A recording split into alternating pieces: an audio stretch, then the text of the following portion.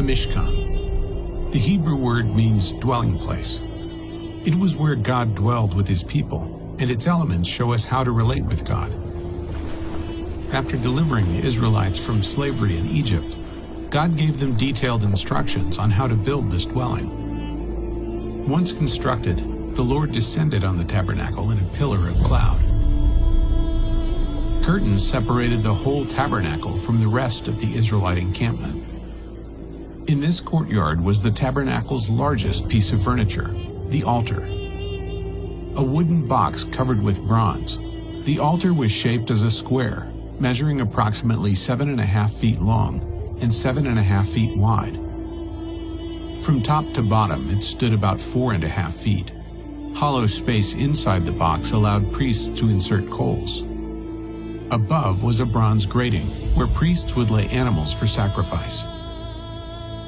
A horn of one piece with the altar stood at each corner. 4 bronze rings under the ledge allowed one to insert carrying poles so the Israelites could transport the altar.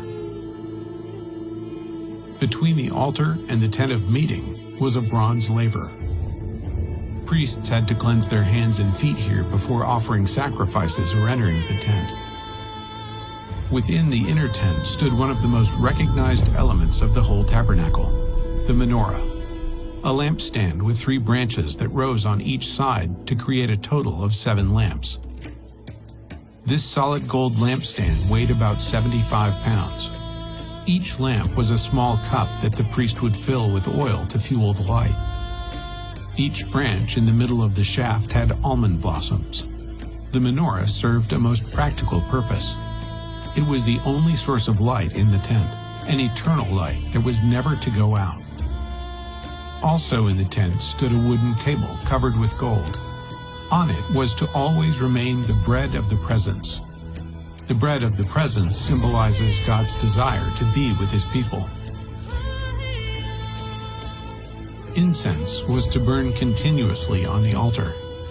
God instructed the priests to replenish the incense every evening and morning. A curtain separated the holy place from the Holy of Holies. The menorah, the altar of incense, and the bread of the presence were all in the holy place, but outside this veil. Like the curtains covering the tent of meeting, this veil was blue, purple, and scarlet, with cherubim, a kind of angel. Beyond the veil, at the far end of the tabernacle, was the ark. The ark was a wooden box covered with gold. It was nearly 4 feet long. Its width and height were about 2 feet, 3 inches. Like the altar, the ark had rings and poles so the Israelites could carry it as they traveled. Within the ark were the 2 stone tablets on which God had written the 10 Commandments.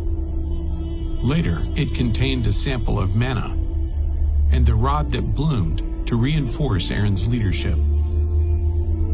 The mercy seat was the ark's lid and features prominently on Yom Kippur, or the Day of Atonement. At each end stood a cherub facing the other with its wings outspread. This cover was made of solid gold. The priest would sprinkle the blood of the sacrifice on this mercy seat, symbolizing that the nation's sins were covered for another year. While only the high priest would see it, the mercy seat was the key symbol of atonement that God would forgive his people. Though daily sacrifices on the altar were necessary for payment of sin, it was only through the mercy seat on the Day of Atonement that the stain of sin was washed away. While priests had to make repeated sacrifices, one man offered a sacrifice to atone for sin once and for all. When Jesus, the Messiah, died, he sprinkled his own blood before God, securing atonement forever for all who would trust in him.